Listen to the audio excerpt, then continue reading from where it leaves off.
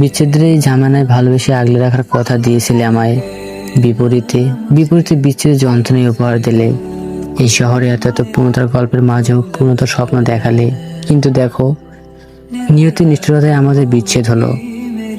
আর আমার আফসোস হবেই না কেন বলো? সবকিছুর উদ্যোগে তোমাকে ভালোবাসলাম, কিন্তু শেষ বেলায় আমার খোঁজও নিলে না।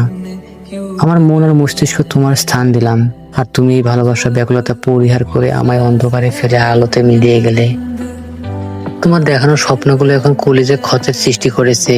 তোমার অন্যের প্রতি মায়া ভরার নিঃশব্দ চাহনি চিৎকার করে আমায় ধ্বংসের জানান দেয়। জীবনে অবিচ্ছেদ কষ্ট প্রকাশ করতে না পারার যন্ত্রণাগুলো প্রতিনিয়ত বুকে আঘাত করে।